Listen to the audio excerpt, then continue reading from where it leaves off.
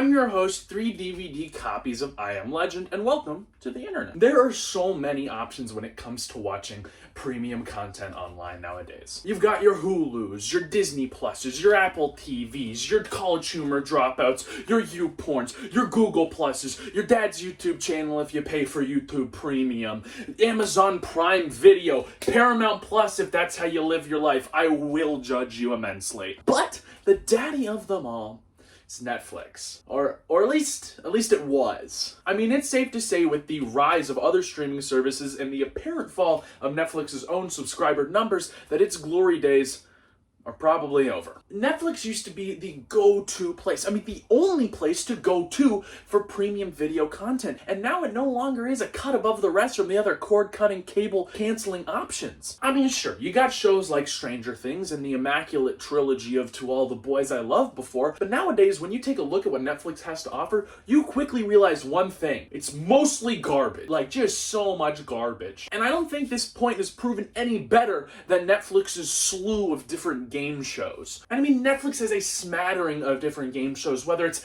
baking competitions, singing competitions, lava-based obstacle course shows. And you know, I'm here for you, I'm here for the consumer. If we're gonna live in this capitalist hellscape, we might as well be watching the best game shows. So, I've gone through 3 of Netflix's game show, watched an episode of each, and I will now be telling you which one's worth your time. So let's just jump into it. Hope Philip DeFranco isn't mad I stole his thing. Don't fall in the lava! This show came almost serendipitously to me. When I had first started doing my research for this video, I opened Netflix to go find some game shows, and this one was front and center on my recommended page. And, you know, just looking at the thumbnail, I knew that this was going to be worth talking about. The episode in particular I chose from The Floor is Lava is titled Moms vs. Dads. You know, the classic matchup. One of them carried a fetus for 9 months and then went through the excruciating pain of childbirth. The other one burnt his hand on the barbecue and forgot to wear a condom once. It's a completely even matchup.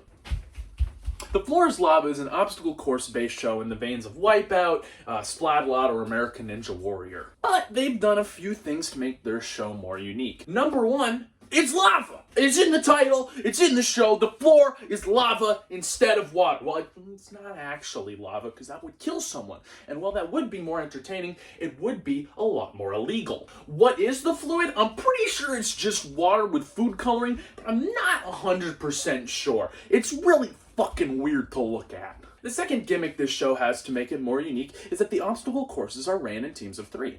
And you know what, that really intrigued me. It seemed like a fun concept, but it quickly became apparent that it is not a good idea in practice. Why is that, you might be asking? Well, fucking hold your horses, we're like 3 minutes into the video. I'm gonna get to it. When you have 3 people running a course at once, you really get slowed down when they begin strategizing in an environment where the biggest decision is whether or not you're going to jump to that cube or the other cube. This fault became wildly apparent when in the episode I was watching, one of the contestants stood at the start of the course for 5 minutes. 5 minutes of a time-based obstacle course show was used up by a contestant standing there and yelling at their other teammates. You know, that's actually a good jumping off point. See what I did there? To talk about the show's biggest issue, its pacing. This is a show with episodes that run over 30 minutes, and it's on Netflix, so it's not getting interrupted by ads for detergent strips. Do you want ready-to-wear clothing without all the hassle? You can with Bounce Dryer Sheets. And these episodes only have 2 courses, most of the time being focused on the first one, so the editors really have to stretch it out as much as they can, leading to a lot of cases where you're just watching 3 idiots meander through one of the easiest obstacle courses that has ever been put to TV. Like, I'm talking about courses that consist of, like, 2 ropes, a few cubes, and a turntable being the biggest obstacle. I want to talk about the fucking turntable for a second. So this episode's theme was your father's attic. And I have to say, the props department did an excellent job at building this set. You've got like giant cobwebs, huge paintings players can climb on, and the centerpiece of this entire course is a giant gramophone with a record spinning on it. And this record stands in between the players and the final point to jump to the exit. And so, it's spinning. You look at that and you think, okay, I'm gonna run with the spin and I'm gonna get a boost. And you think that because you are smarter than the average Floor's Lava contestants. I watched 5 separate contestants in this show run against the curb, and every single one of those fucking Muppets fell right into the lava. Cause guess what? You made it harder for yourself. He's yelling too much. I'd love to see like a pro parkourist take on one of these courses. I guarantee you they could finish it in like 20 seconds flat. Like I can't even jump that far and I could do it faster than these people. Now with each show I wanted to evaluate the host because it's an important part of game shows. A good host can make or break your game show. And in the case of the Floor's Lava, Jeez, is it hot in here? Is it just this team? well, it certainly had a host.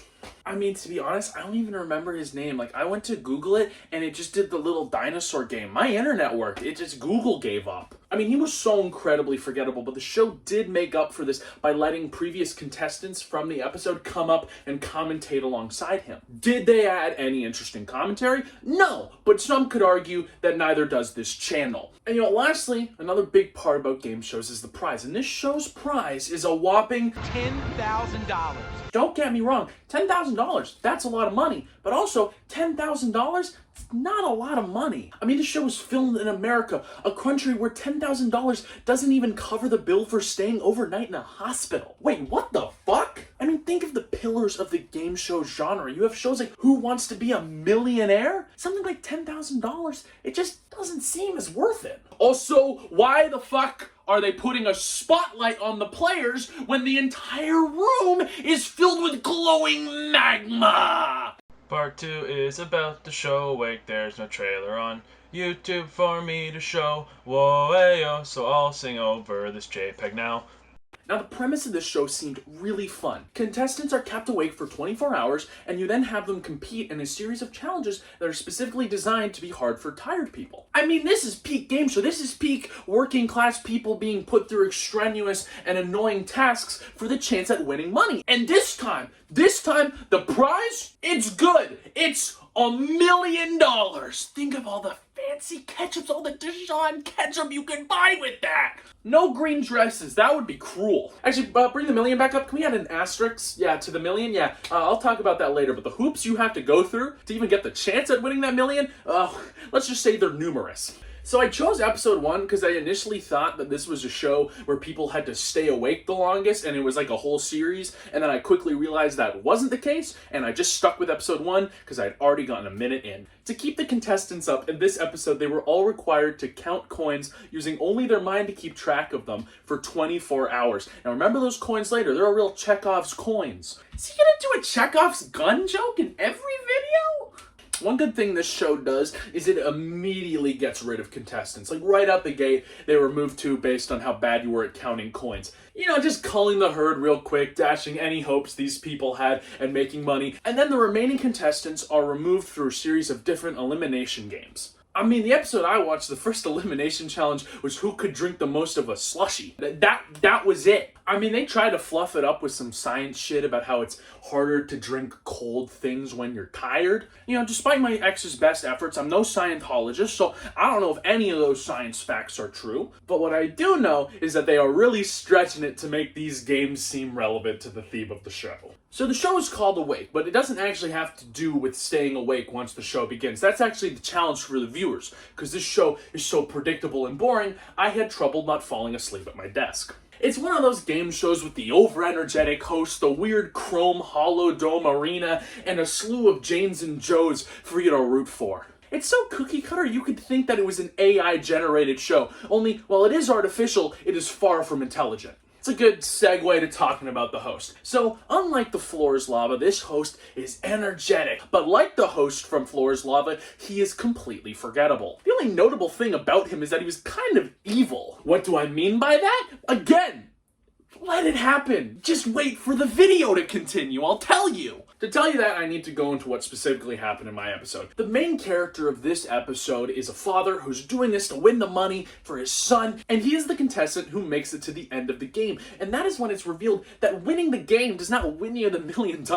It wins you a chance at the money. The money not being the $1 million, the money being the money that the other players counted up. You get that money if you can guess how much money you counted within a $500 range. Our loving father, who we're all rooting for at this point, he guesses it, and that's when he moves on to the next part, where if he can guess within a $50 range, he wins the $1 million.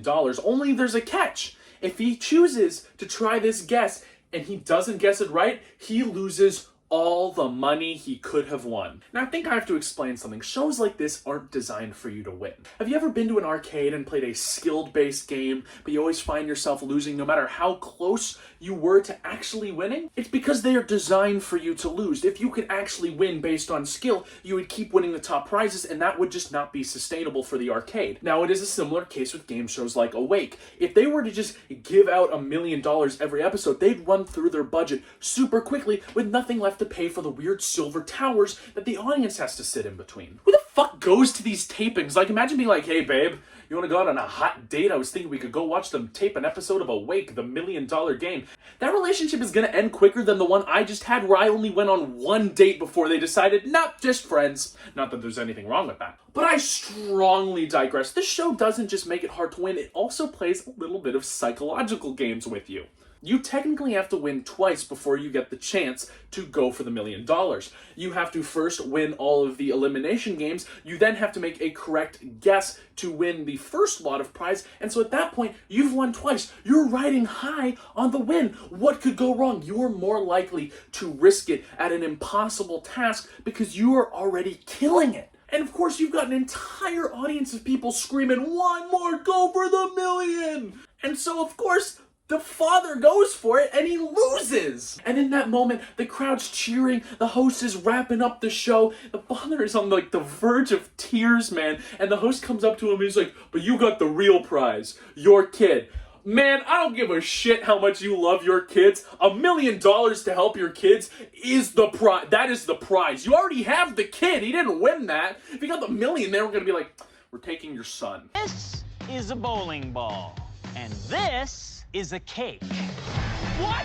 You've made it this far, you're yelling at me, Ryan, talk about Is It Cake? Well, it is time to talk about Is It Cake? Is It Cake represents a third type of game show, that being the cooking competition. You know, the classic staples of your Food Networks, and whatever British fucking channel runs the Great British Bake Off. And you know what? I actually really like this show. Not because of the host, or the contestants, or the editing, or the set, or, you know, really anything. What sells this show is just how fucking amazing the cakes look. The premise alone is enough to make this show worth watching. But of course you're here to listen to me fucking lampoon Mikey Day. And yet, you know what? The internet's right. He's not that good of a host, or at least not for this show. He knows nothing about baking, or comedy for that matter. And I mean, this is reflected as no one in the show seems to like him.